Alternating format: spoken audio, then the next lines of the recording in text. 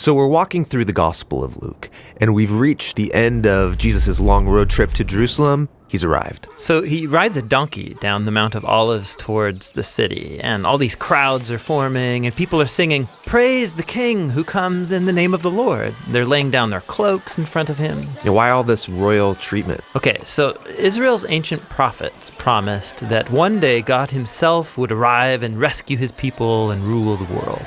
Other times, the prophet spoke about a coming king who would ride into Jerusalem to bring justice and peace. So Jesus is activating all these hopes that he's that king, and everyone's ecstatic. Well, not everybody. The religious leaders, they think Jesus is a threat to their power, and so they're not happy. But even more striking, Jesus himself is distraught. He's actually weeping as he rides. Yeah, why? Well, Jesus can see what is coming. He knows that he won't be accepted as Israel's king, and he knows that Israel will keep going down a destructive path, neglecting the poor, stirring up rebellion against their Roman oppressors, and he knows that it will lead to death. It breaks his heart. And it riles him up. The first thing he does in Jerusalem is march into the temple courts, and he drives out the money changers, disrupting the entire sacrificial system. Yeah, he's staging a prophetic protest, and he stands in the center of the courtyard, shouting out words from Israel's ancient prophets. This is supposed to be a place of worship, but you've made it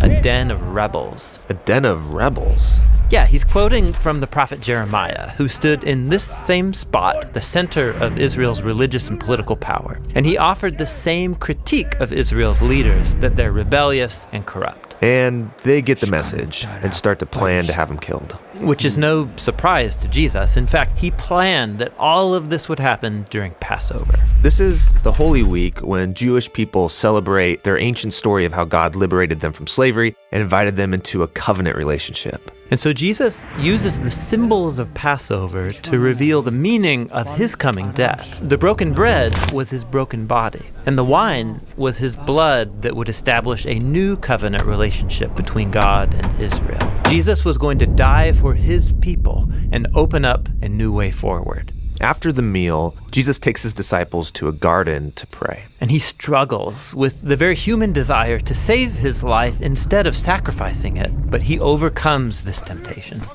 And it's here where the religious leaders, with the temple guards, find him and arrest him. Now, Jerusalem was being ruled by the Roman Empire, and so the temple leaders couldn't execute Jesus without permission from their Roman governor, a man named Pontius Pilate. And so they make up this charge that Jesus is a rebel king stirring up revolution against the Roman emperor.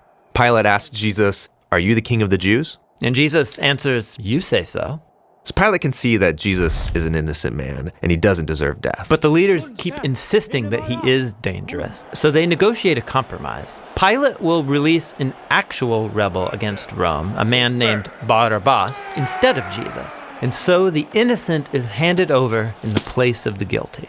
Jesus is taken away with two other accused criminals and nailed to a Roman execution device. And people are mocking him. Hey, if you're the Messianic king, save yourself and us. But Jesus loved his enemies to the very end, offering hope to one of the criminals dying beside him.